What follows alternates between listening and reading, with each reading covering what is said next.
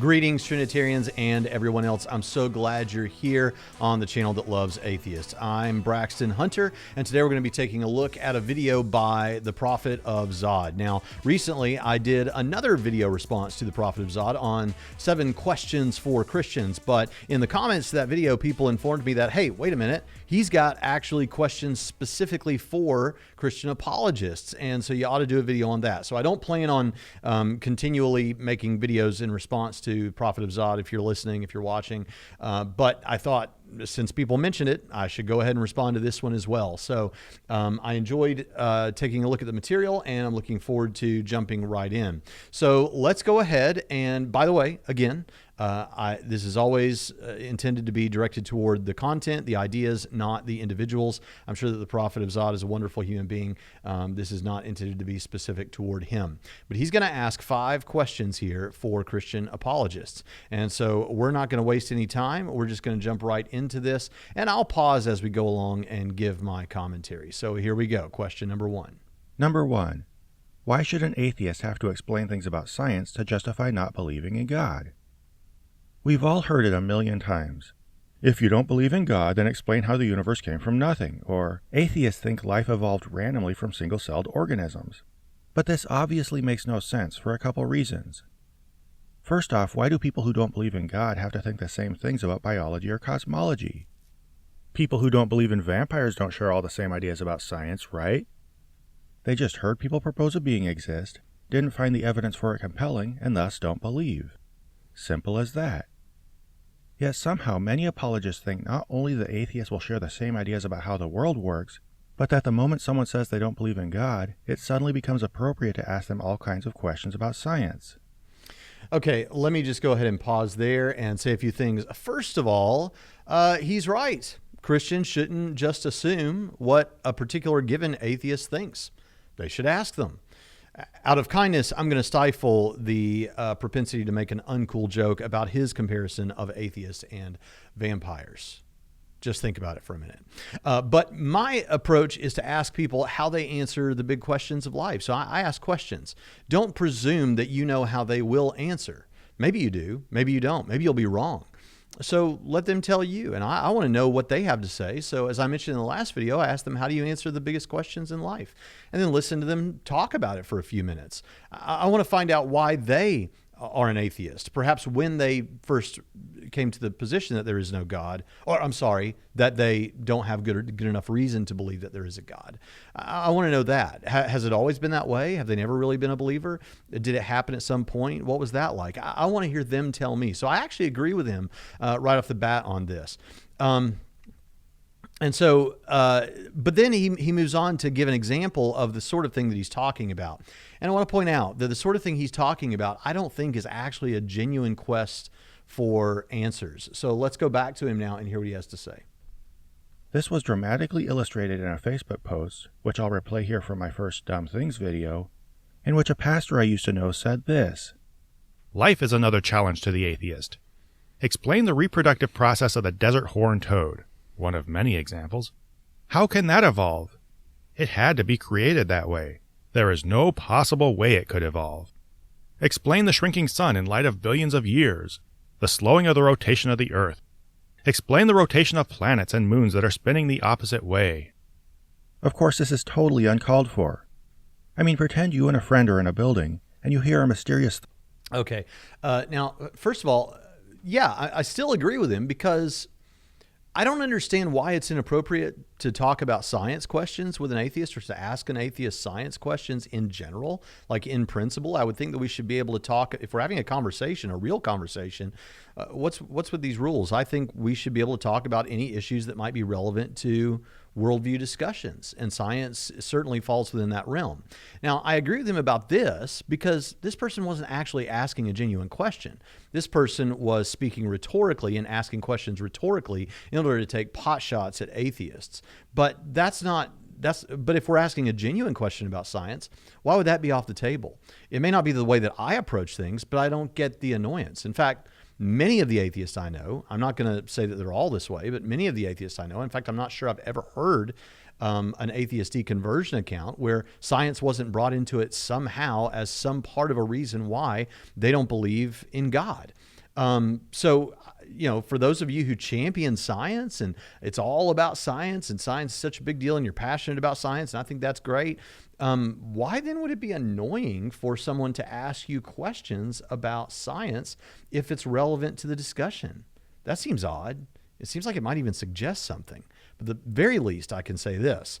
I don't know why that would be annoying, except if someone was doing it in the kind of snarky way that the person who posted that Facebook message would be asking it. So, I guess really, I kind of don't know why it would annoy you if it was done genuinely, but I agree with you on that point. But now let's get to this analogy that he wants to get to. Coming from a locked room. Neither of you know exactly what's causing the noise, right? In this story, right, which is why I called it mysterious.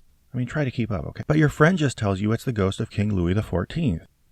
You chuckle and say... In case you didn't hear it, he said that you're in a room and you hear something and you don't know what the explanation is, and someone comes up with this, it's the ghost of King Louis or whatever. I don't believe you. And he says, well, then explain everything about how the building's boiler and heating system works, implying that unless you can, you should believe in the ghost of King Louis XIV. Now, of course, this would be absurd. The fact that neither of you know what's causing the noise means you should both admit it and either investigate further or move on. It does not mean that one of you should just make up a guess, then put the other person on the hook. Now, notice he's drawing a parallel with Christian apologetics. He's going to say so explicitly in a moment, but he's stacking the deck here, saying you're just taking a guess, right? It's almost like he's assuming that the apologist is just taking a guess, and we don't really know. Actually explain stuff before not believing that guess. I think the analogy to Christian apologetics is clear. If someone tells you an invisible spirit being spoke the universe into existence, which I do believe, the next logical step in the conversation is for them to demonstrate their claim, not for them to suddenly start demanding you explain science for them just because you don't believe what they never proved. Yeah. All he's really saying here with this boiler example, aside from the comments that are not they represent his worldview, but not entirely charitable to Christianity or to the Christian apologist, is that the person who's making the claim needs to shoulder the burden of proof. And I actually agree with that. I don't disagree.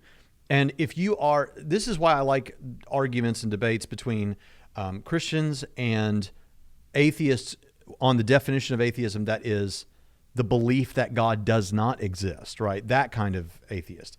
Because then you both do shoulder a burden of proof because you're both making a claim. But I'll grant him that if we're talking about lack of belief styled atheists who don't say, I believe God does not exist, but rather, I just lack a belief, well, then in such a case, the theist bears the burden of proof. The Christian bears the burden of proof. And I'm happy with that. I'm happy to shoulder the burden of proof and have done in debates because I'm not at all self-conscious about the arguments and evidences that we have. I think we have incredible evidence for the existence of God. And so I'm happy to shoulder that burden of proof. So I'll give that to you. However, I do want to say one thing, and I've been saying it this year on this channel. It just struck me this year. But there are a lot of people that hold the position of a lack of belief styled atheist and therefore don't think they should have to shoulder the burden of proof, when in actuality, they say things that betray that they actually do actively disbelieve that God exists, or they believe that God does not exist.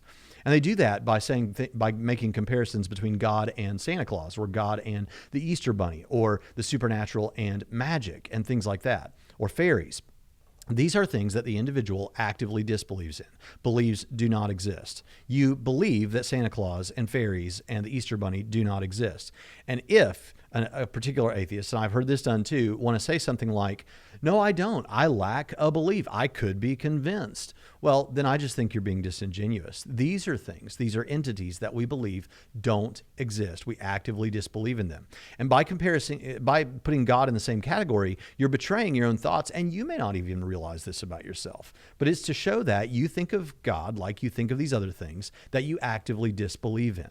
So what I've said is we have kind of the grown-ups table for these sorts of discussions, and I'm perfectly happy with someone sitting at the grown-ups table and saying, I actively disbelieve that God does not exist, if they're willing to shoulder their burden of proof. I'm also fine with a lack of belief styled atheist to sit at the table and without mocking in ways that betray that you actually do actively disbelieve, not shouldering the burden of proof, and I'll shoulder the burden of proof. That's perfectly fine too. The problem is, if you want to sit at the grown-ups table and you're going to say that you are a lack of belief styled atheist, but then you're going to say things and mock in ways, the mockery doesn't bother me, but if you're going to say things that betray that you do actively disbelieve, or at least there's strong reason to believe so, well, then you've got an option. You can either drop that mockery and be the lack of belief styled atheist that you're claiming to be and not say things that contradict that, or you can keep up the mockery and shoulder your burden of proof. But that's the only caveat that I would put to this.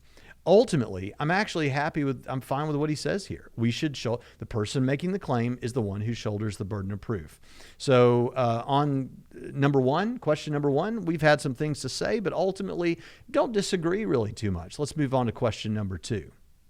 Number 2. How does a person get from the conclusion that the universe's origins are unintuitive to the conclusion that God created the universe? Of course, apologists don't think they're just guessing that God created the universe. They claim to be able to deduce as much through argumentation. Hey, wait, now this is great, because a moment ago he said that if two people are just guessing. So I guess we could make his thoughts consistent here and give him the benefit of the doubt and say he's expressing that he thinks we're just guessing, but he knows that we don't view it that way. But even there, I don't know why he would say that we're just guessing. I would think that he should say, to be consistent with himself, well, they have an argument. They're not just guessing. I just disagree that their argument is successful, or something like that. But anyway, let's continue. The most famous form of this being the Kalam cosmological argument. Now yes, this syllogism is just riddled with problems. The most obvious being that it appeals to our simplified sense of intuition about cause and effect to draw conclusions about aspects of the universe that probably defy our intuition. But that's a lot to dig into here. What I would ask a Christian is, even assuming this argument is both sound and valid, what does it conclude? All it tells us is there was some cause to the universe, one that we would probably infer is highly unintuitive, far different from anything we've seen so far, and likely beyond our imagination. Well, I don't know why you would need to throw in unintuitive there. Why would we presume that that will be the case? I don't get that. But yeah, what were the other things that he said? Let's go back just a little bit here. What does he say? We would probably infer it's highly unintuitive, far different from anything we've seen so far, and likely beyond our imagination. And because beyond our comprehension, sure. It's so far different from anything we know, it could be literally anything. It couldn't be literally anything, or we could run into contradictions. Maybe there's a purely natural reality that lies outside our realm of observation and defies the laws we've used to describe the universe so far. Okay, now this is a common objection that I've seen in the YouTube community, that maybe the cause of this universe, because the Kalam only gets you a cause, right? And I'm happy to grant that. So maybe it's something that stands outside of the physical universe, but is itself natural. It just may have different natural laws. Well, here's the problem with that. It's a misunderstanding of how Craig uses the word universe in his argument. When Craig uses the word universe, he doesn't just mean this universe. He means all contiguous physical reality, which means if there is a multiverse or some bigger natural order outside of this physical universe, or a vacuum model or a cyclical model, or whatever you want to put in there, if there's some nature outside of this physical universe that we're talking about here, then the Kalam applies to that as well. And I'm happy to talk about why it applies to that as well. And it's pretty simple. In fact, I'll just tell you how to do it so that we don't have to do it here. Just take the responses that we would give as it relates to this physical universe, apply those to the multiverse, because otherwise you're just kicking the can up the street. And so you've got to deal with that. So that's that won't work. Now, I think he tries to wiggle out of that by saying maybe it has different natural laws. Okay, but it's not going to have different laws of logic, right? The law of non-contradiction isn't going to be false there, right? So as long as it has the same laws of logic, you're not going to escape the teeth of the argument. So this doesn't serve as a defeater. It fails as a defeater. Maybe space and time as we know it could be the unfolding of some higher dimensional structure. Maybe space and time as we know it could be the unfolding of some higher dimensional structure. I need more specificity. That is incredibly ambiguous. I don't know what you're trying to describe there. And it seems that he's trying to throw out possible explanations that could be the case, that would serve as defeaters. The first one doesn't work. And with this one, it's too ambiguous to work. I don't know what you're trying to describe. And I think that's partly his point. He understands, part of what he's trying to say here is the explanation could be so bizarre that I can't adequately describe it. So it's like this. It's time and space, the unfolding of time and space from some other dimensional structure or something. Maybe there's something there, but I need more specificity as to exactly what you're talking about. And if the point is, that's it, you can't maybe put it into words. It's ineffable, or it's so unintuitive that we never think of it. Okay, well, we're going to get back to that in just a little while when I give my explanation of the sort of response I think we're being given here. But so far, I don't think either of these defeaters work. So let's hear what happens next. Now, yes, these are just guesses. But unlike apologists, I'm not making the grandiose claim that I can reason my way down to the right guess. No, what you're doing is you're offering what we would call defeaters, but they don't work as defeaters. Much less start describing the origin of the universe's personality or tell you how it wants you to live your life. Okay, now this is really important. I want you to listen to me, Internet. Here, what he has implied is that Christian apologists have taken the Kalam, or typically take the Kalam, and on the basis of the Kalam, argued that they know how God wants you to live your life. I mean, that's what I've just heard. If I'm misunderstanding that, I'm sorry, but I think that was pretty clear. Let me tell you something. I have never once ever heard any Christian apologist do that. It's possible you might find some weird YouTube video that I've never seen before where some apologist is doing that wrongly. But the fact is, what we do, now this is a very similar criticism to what I do typically hear from YouTube atheist apologists, is that what Christians do is they get through the Kalam and then they take this broad leap to the idea that it's a God, and specifically the Christian God, and specifically from their denomination's understanding of the Christian God, which of course is not what Christian apologists do. What Christian apologists do is a two-step method. They show that God exists, at least the sort of apologist that I am. They show that God exists by way of theistic arguments like the ones that we're discussing in this video. And then after they've described this somewhat God of the philosophers, we haven't said too very much about this God, but it is something that we would describe as God. And then we go further to provide Christian specific arguments like the resurrection case in order to get to the idea that it's the Christian God. That's how we function. And that's how we get the how then should we live sort of answers. But I've never heard anyone give the Kalam and say, therefore, boom, this God, now we know how you're supposed to live your life or something. That is just completely, I've never heard that. I've never heard that. And so I wanted to call that out when I heard it. So let's continue though. Whoops. Much less start describing the origin of the universe's personality or tell you how it wants you to live your life. Never heard that. The point is that the possibilities are endless, and we should recognize that whatever started the universe, if that's even an adequate way of describing the state of affairs, is currently so far outside our comprehension that using our intuition to even start arriving at an answer is jumping the gun. We don't just use our intuition to arrive at an answer. What we do is we apply the information that we do know, and then we formulate that into arguments, and we use logic and reasoning to try and, do what we do when we try to figure things out. It's just that science is actually involved in Craig's case. He uses science, stuff we know from science in order to make his case. Although he admits, and I agree, that philosophy gives you the very best defenses and is all that you really need.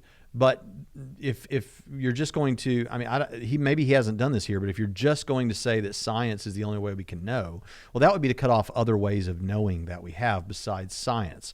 But no, we don't just use our intuition and jump the gun. We use arguments, reason, logic, these sorts of things.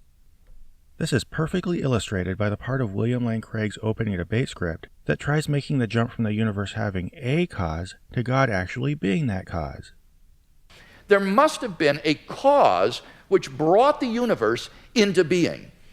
Now, as the cause of space and time, this being must be an uncaused, timeless, spaceless, immaterial being of unfathomable power. Moreover, it must be personal as well. Why? because the cause must be beyond space and time. Therefore, it cannot be physical or material. Now, there are only two kinds of things that fit that description. Either an abstract object, like numbers, or else a personal mind. But abstract objects can't cause anything. Therefore, it follows that the cause of the universe is a transcendent, intelligent mind. Thus, the cosmological argument gives us a personal creator of the universe. I consider this Craig's single most embarrassingly transparent and unjustified leap toward a desired conclusion. Think of how many things he just flatly asserts, of the insane deductions he claims to be able to make about a distant reality he doesn't know the first thing about. I mean, really. Now, he's implying, and I think before he played the clip, he actually said, and if not, I'm sorry, but I think he said that Craig makes a leap and that these are assertions in his conclusions about the cause. But it's not at all the way it is. What he's doing is he's saying, okay, we're looking for the cause of time, space, and matter, because that's what we're talking about when we're talking about the universe. And by universe, we mean all contiguous physical reality. So your multiverse, whatever you want to do with that, all that stuff. And he's saying, so the cause of time, space, and matter. So if you find space and time and matter, well, then you haven't found the cause yet, because that's part of the thing that we're trying to explain, right? And it can't bring itself into existence. So what we're talking about is the cause of space, time, and physical matter. What does that mean about the cause? The cause is going to be timeless, spaceless, non-material. And there are things like that, perhaps abstract objects and perhaps minds. But it's not a leap. Now, we're going to say more about minds in just a moment. But it's not a leap. It's not just an assertion. He's given you the reasons, the way that he arrives there. And it's really powerful. Unimaginably powerful.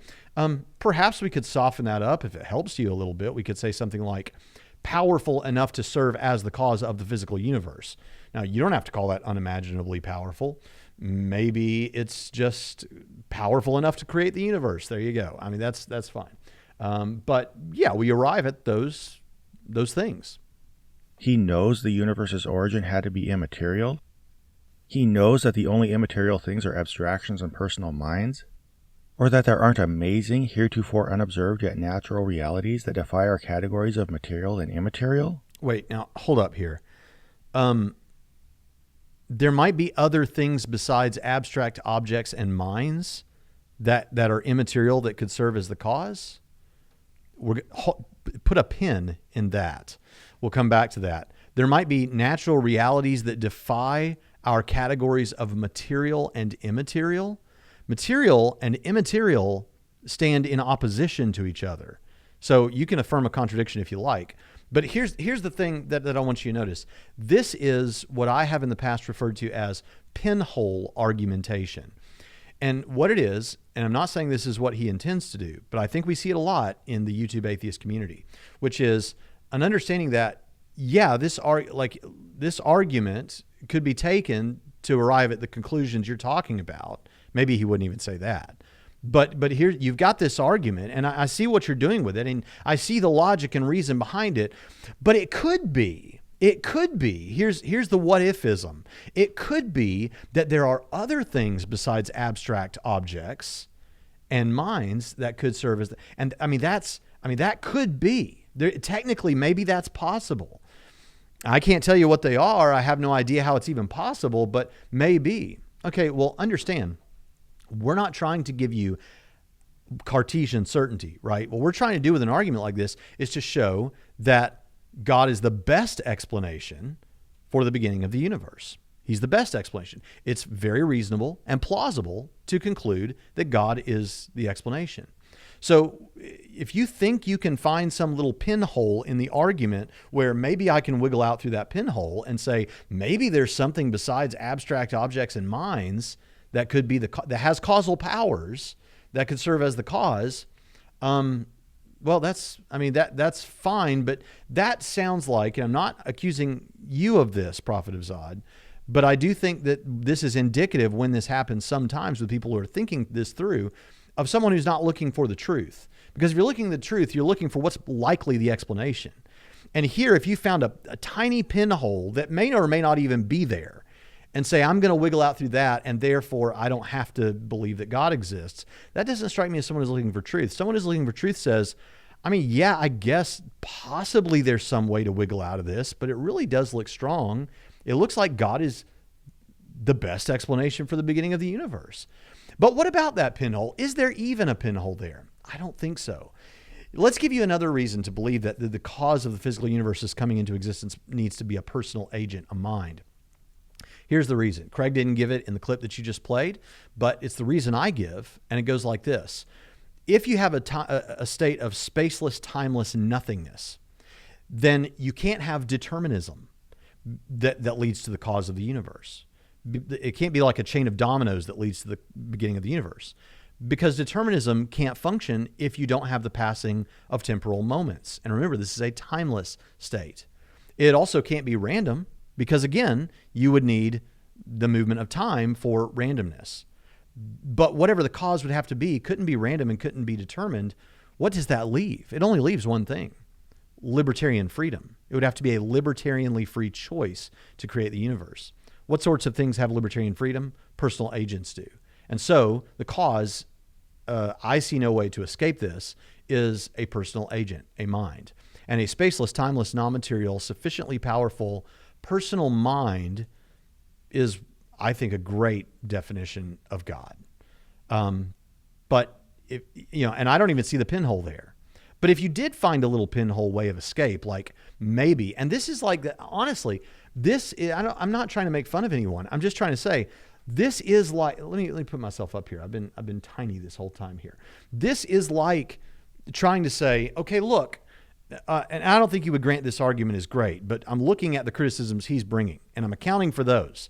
And other than those, it's like he would say, I mean, I get it. I mean, it does seem powerful. I get it. But here's the thing. Maybe there's something that we haven't even thought of before, that we can't articulate what it is, that we can't even put into words, that we have no way of imagining is even possible. And maybe that thing is the explanation. Okay, I mean, I don't think so, because I think we've even accounted for that. But maybe somehow. But is that the most likely thing? Seems like the most likely thing is where the evidence seems to point. And I think we should go with that.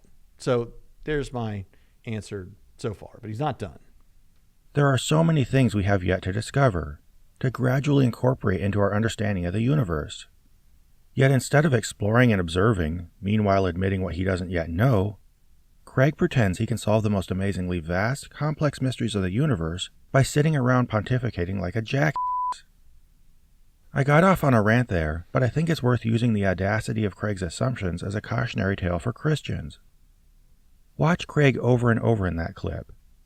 Catalog what he actually says, and come to terms with the fact that this gush of verbal diarrhea represents one of Christianity's most illustrious attempts at going from a cause to God. Based on this, I would ask Christians, do you really feel qualified to jump to these kinds of conclusions? If you didn't already believe in God, would you even dream of deducing such things? How many other mysteries of the universe have ancient people been tempted to attribute to bigger conscious agencies, and how many times has this conclusion ended up being correct? Here's the thing about this. First of all, do we feel, whoops, I was already up there. Do we feel qualified to think these things through? Yeah, we don't check our brain at the door. It doesn't. The great thing about this argument is while you can put scientific rigor behind it too, I don't do that very often because I'm not a scientist. These things are built upon philosophical categories that you're aware of, that you have access to in your own thinking. That's why we're able to talk about it the way we are right now. I've said many times that it's simple enough that a 6-year-old could understand it, and complex enough, if you want it to be, that PhDs can argue about it, physicists can argue about it, philosophers. But what I hear here is this naturalism of the gaps. Maybe one day we'll come up with an explanation, and it'll be so surprising, and it'll circumvent all of this. Yeah, I don't think so. In this case, I don't think so. I think this is as close to a slam dunk for God's existence as we can possibly get. And yes, I'm aware that I'm saying that, and I mean it, and I've said it many times. This is an incredibly powerful argument for God's existence. And looking for a pinhole to try to escape from it is not what seekers of truth should do. We shouldn't be pinhole thinkers. We shouldn't be pinhole arguers. We should recognize that what we have leads us to the plausible suggestion that God is the best explanation for the beginning of the universe.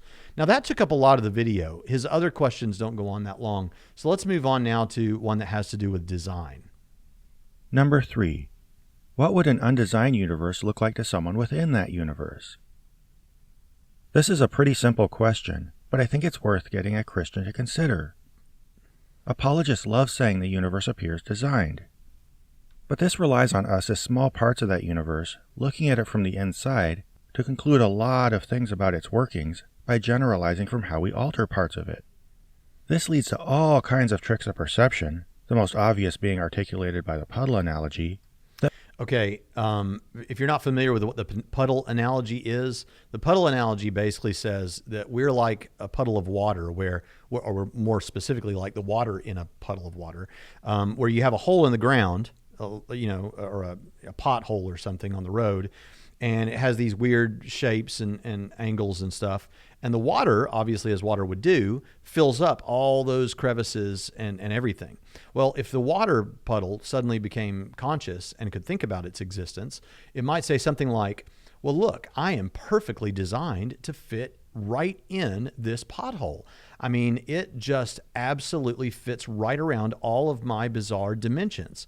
When in reality, we know that the water, the water in the pothole is adapted to its environment, right? It fills out to the creases and the corners and all those kinds of things. And there's nothing all that interesting about that, right?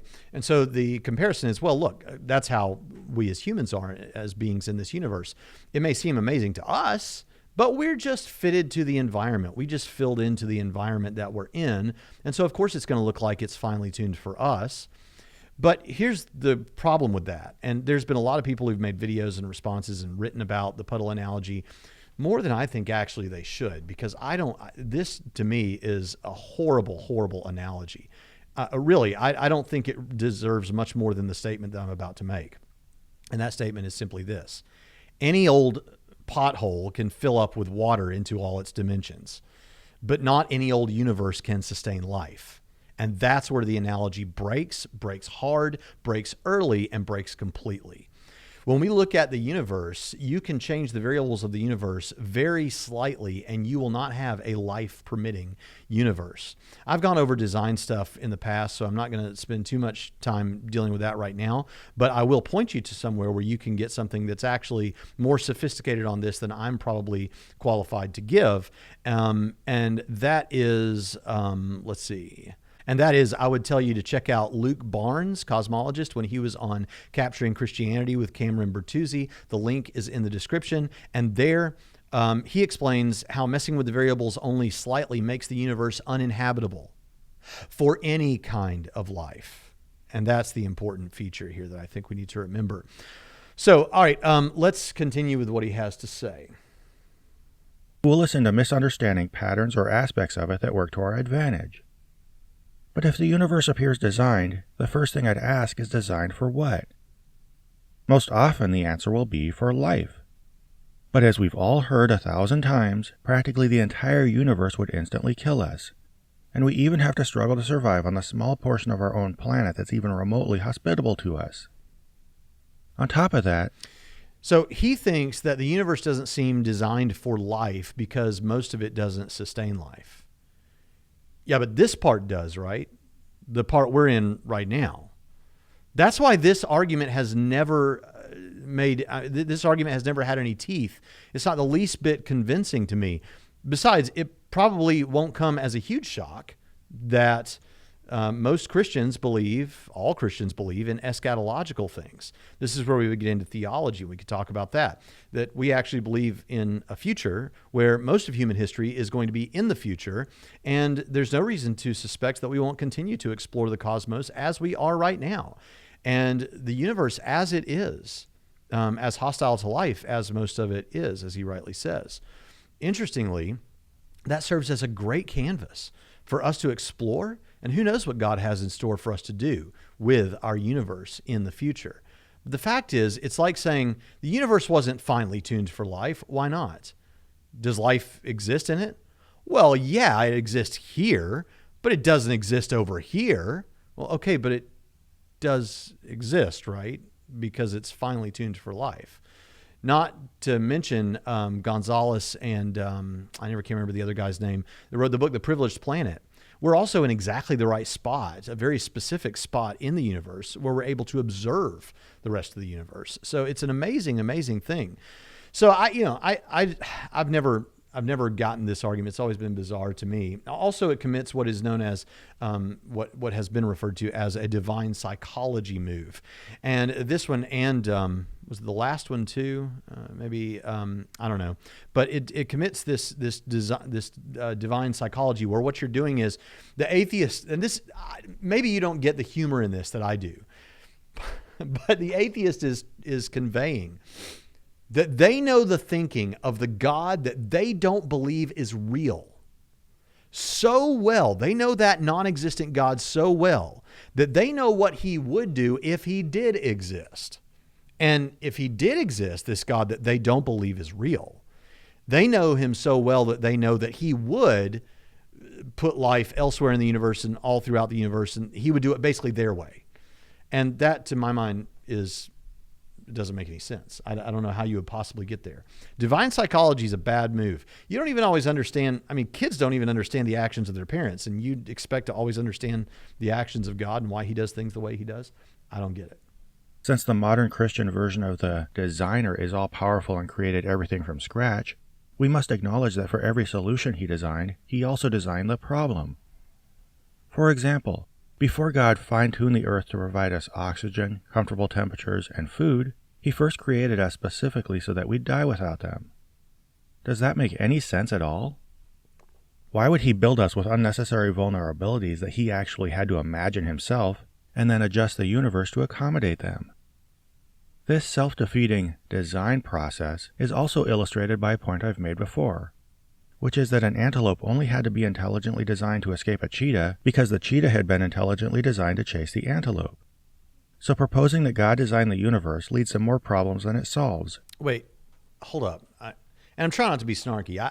Honestly, I like this guy, and I think he's approaching things in more or less a friendly way. So, again, none of this is directed at you, Prophet of Zod. You seem like a wonderful guy, but you're asking, why would God develop a circle of life and require that humans have to eat and breathe in the environment that he created for them? Is this where we're at, really? That's the criticism? If God existed, he would make us all invulnerable perpetual motion machines, I guess? Is that what we're saying? Yeah, I think the simple answer for why he did that was because the way he did is because that's the way he wanted to do it. And I'm not sure why we would think that he shouldn't do it that way. Again, the divine psychology thing, right? You don't think that God would have a circle of life that way, where one animal is designed to be good at getting away and another animal is designed to give chase. And you don't think that that's the way it should go. Okay, that's the way God wanted to do it. Do you know the mind of the God that's not real so well that you know how he would do it if he did exist? I mean, that to me just goes around in circles. I don't know. Let's finish out this question. Painting a comical picture of someone who repeatedly undermined himself in totally unnecessary and illogical ways. Unless that's the way he wanted it, to have a circle of life and with humans eating and breathing in the environment that he created for them to eat and breathe within. So considering how weird and convoluted the design of our universe is, I would challenge a Christian to consider what any undesigned universe weird and I would say compelling and amazing and beautiful look like, especially to beings who lived within that universe, had adapted to it, and were used to its workings. Okay, so here we come back to this again. I mean, this is the initial question, with this one. What would an undesigned universe look like to someone within that universe or to a being living in that universe? You realize that that's to beg the question. What we're arguing is that an undesigned universe wouldn't have beings living in it asking those questions because it couldn't sustain life, because this one is designed for life, because statistically it is prohibitively unlikely that you would have any form of life in a universe where the variables are different. But Again, if you'd like to hear a cosmologist explain how messing with the variables only slightly makes the universe uninhabitable for any kind of life, check out Luke Barnes' explanation on Capturing Christianity, link in the description. All right, let's move on to number 4. Number 4. If you believe that God is perfect or all-knowing, how did you arrive at this conclusion? This question very succinctly demonstrates just how much Christians flatly assume about God. To conclude that a being is perfectly good, you'd not only have to have a concept of good that's independent of that being, an idea that in and of itself is problematic for many Christians. Well, hold up. So he's going to get into morality in the next question too, and he's going to touch on it a little bit here because it seems like that's what he means by perfect here. Although when we're talking about the perfections of God, there's actually multiple ways in systematic theology we're approaching that or could mean that. But the question is, if you believe that God is perfect or all-knowing, how did you arrive at this conclusion? Now, this is where I want to, this is a fair question I think that atheists might ask. I mean, these are all good questions, but this is a fair question that I don't want any snark in this. I think it's important to put out. We as Christian apologists do not intend or think, we don't intend to convey and we don't think that every specific aspect of theology and doctrine that we believe needs to have independent philosophical, extra biblical, or scientific arguments in its favor before we believe it, right? We believe are good arguments for God's existence, for the resurrection of Jesus, for a few other things, including reasons to believe that the Bible should be authoritative for our lives.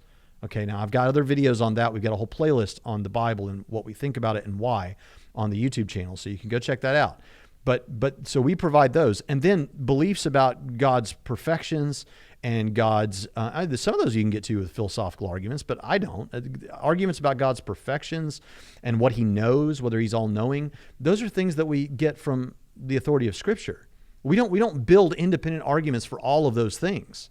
We'll have debates about them and may have interesting things to say and things that are consistent with external things from God's Word, but that's not how we do this. We believe that there's good reason to believe God exists and that Jesus rose from the dead, and that based on the resurrection and a few other things, we believe that we can, at the very least, that the Scripture is authoritative.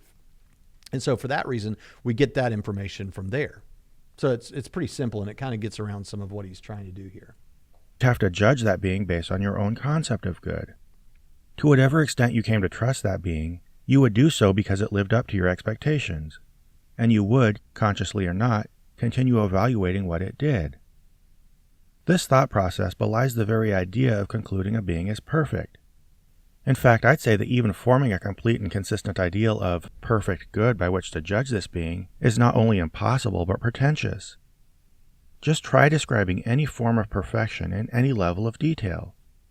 In the course of trying, you'll probably end up changing your mind, running into paradoxes, and generally just arriving at a lot of uncertainty, right? Now, see, here's the thing. And this comes up, I think, in the next question. I only watched the video once before I came to do this. The thing is, we're saying that God, the Christian perspective is that God put moral values and duties, that they're built into us, that it's a part of, that we know those intuitively, that we're aware of those, and that those match him, match how his nature, right? So there's already something there that's consistent that way. How could we ever know or describe? Let me give you an example. So I might get a little Platonic here. When you think about Plato's world of the forms, what you want to think about is something like this. So it is reasonable to say you may have never seen something that is perfectly equal, like a board that is cut equally down the middle. You may have never seen that. And why may you have never seen that? Because in some small way in this physical universe, there's going to be one particle more on one side of the board than the other. It's not going to be perfectly equal. Now, maybe in a lab somewhere they can get it down, but I mean, there's still fundamental particles, that go really far down. So it's really unlikely you've ever seen perfect equality, a board cut right down the middle, perfectly equal. So let's say you've never seen that in reality. Do you still have an idea of perfect equality? Do you still know it? If I put the cut 2/3 down the board, wouldn't you know that is not equal? And that as you move closer to the middle, it's more equal, and that you can judge equality in more or less ways like that, even though in physical reality, you've never seen perfect equality. You still have the concept of it. And Plato might say that that's because this perfect equality comes from the world of the forms. We don't have to say that. We can just say it's baked in. We understand this idea of perfect equality.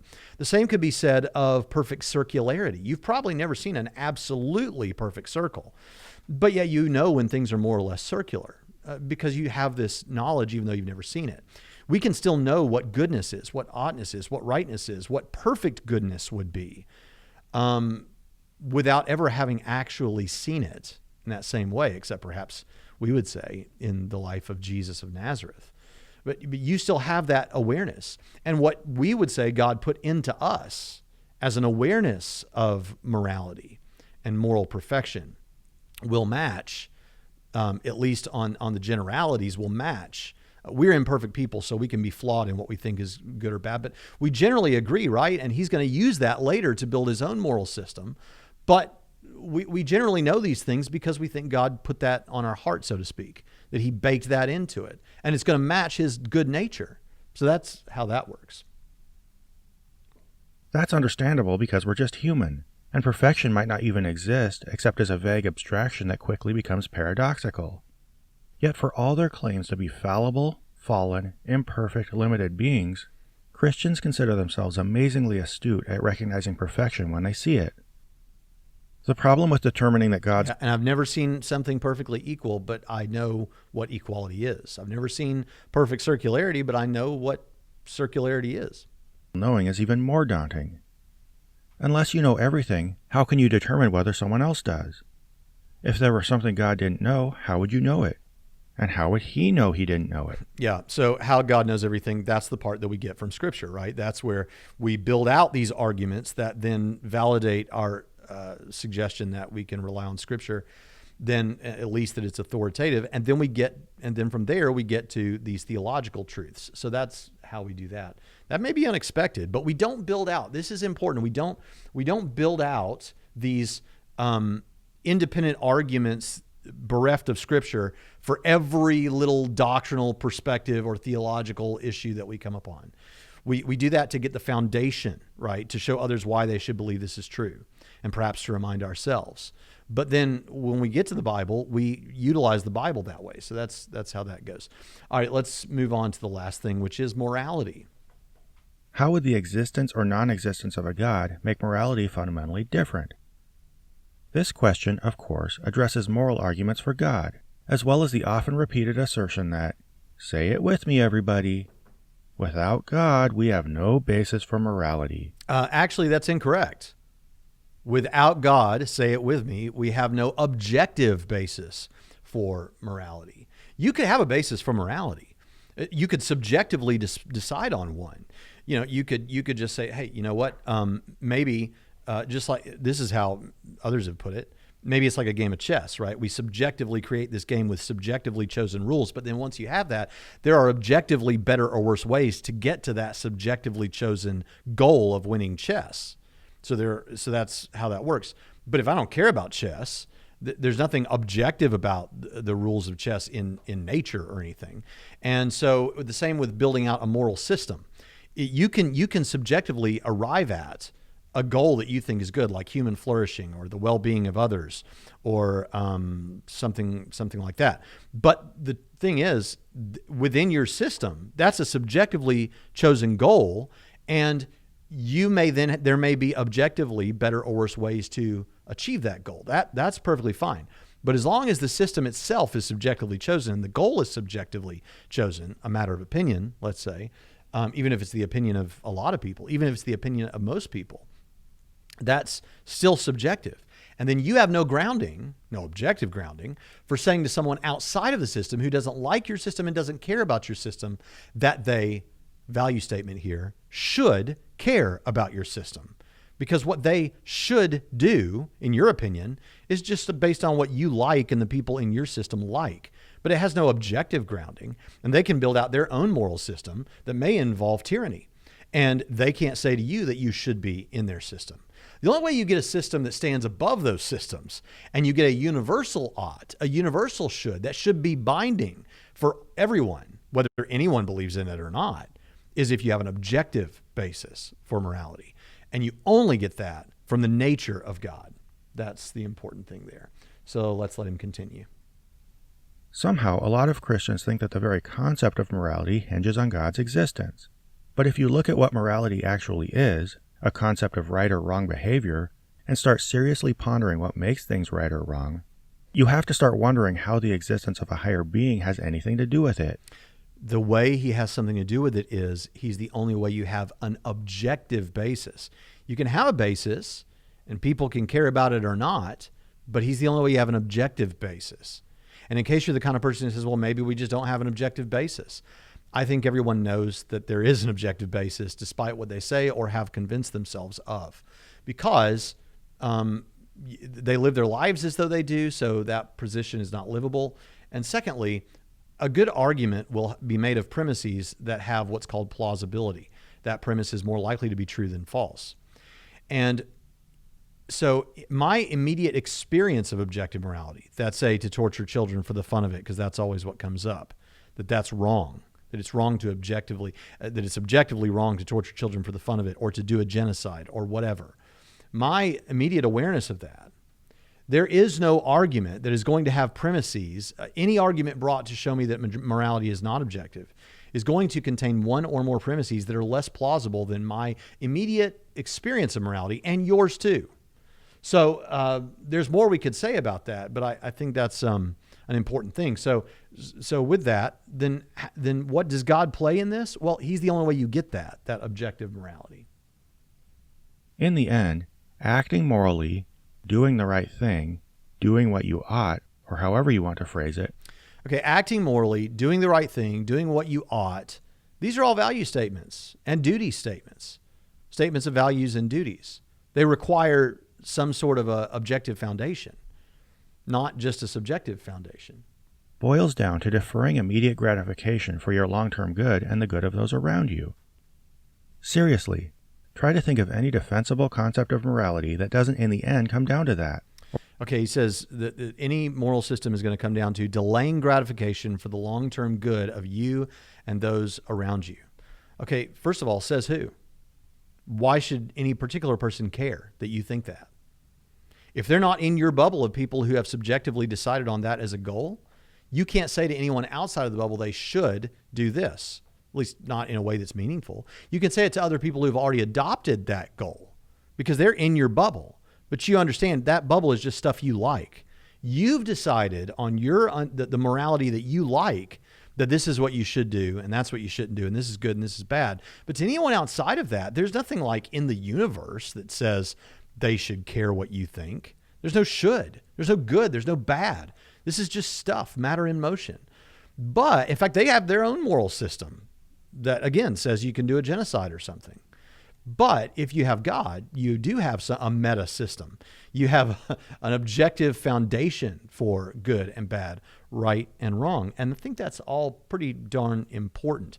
Now, I will say this, even if you're right, that delaying gratification for the long-term good of you and those around you is a thing, is like a good part of the centerpiece of a moral system. That you recognize that might be one of the goals of a good system doesn't speak to whether one should follow that system. And all it really might mean is that you recognize a meta good, that's a good thing, but you still can't account for it.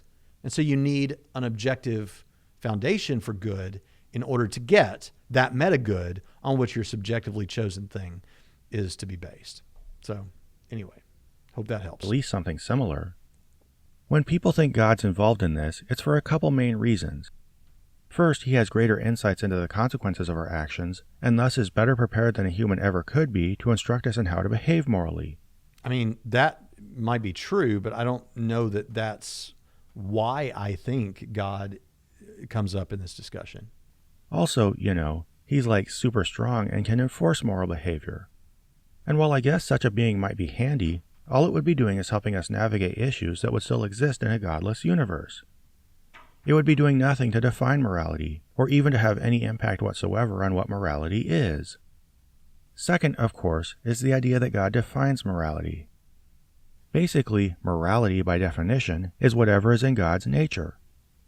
Of course, all this does is shift the definition of morality from any actual intelligible concept to the preferences of another being. Notice what he did right there. He conflates God's nature with God's preferences. The subtle distinction is important. The importance of God's involvement in morality is that his nature serves as the objective grounding of these things. He brings up the Euthyphro dilemma without going into it there much, but the distinctions like that are important when we go to talk about something like the Euthyphro dilemma.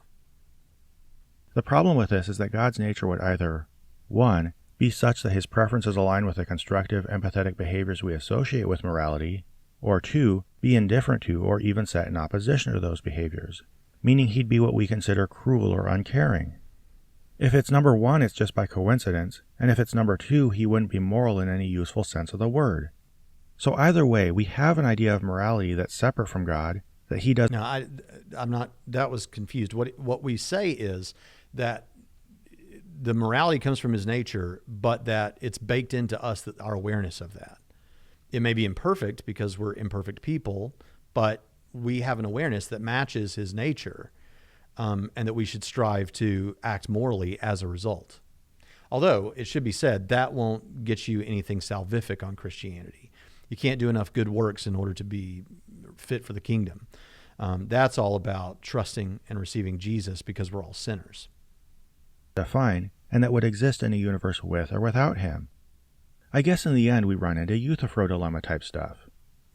In light of this, I would ask a Christian how God is important to, or even has anything to do with, the actual concept of morality. Because he serves as the objective basis for it and the only one fit for that role. If he's an enforcer, humans can be too. Yeah, so he's just going over, we've already answered that. So anyway, I think we have, let's see, I can't get back to, there we are. There I am. So I think in the end, we have some questions and we have some answers there. I hope that those have been helpful to you. I won't drag out the ending, but I will say nothing but love for Prophet of Zod. This is the channel that loves atheists, but I hope that was ironing some things out in your thinking. All right, so I'd love to have you subscribe to the channel. You know, we have a lot of people that watch the show that are not subscribers. It really does help us out. It doesn't cost you anything. And at present, we're almost to 10,000 subscribers, at which time I think a couple of new features on YouTube become unlocked for us. So it'd be really helpful if you would just subscribe. Even if you're an atheist and you don't like me as an individual, hopefully this is a community where you have discussions or kill some time while you're mowing the lawn listening to something. So all I'm asking is just to click that subscribe button. And if you're really willing to go above and beyond, you can help us out by supporting and partnering with us at patreon.com/TrinityRadio. There's a link on this video, and the link is also in the description. So listen, I've enjoyed this. I hope that this has been fun for you like it has for me, and I'll see you next time on Trinity Radio.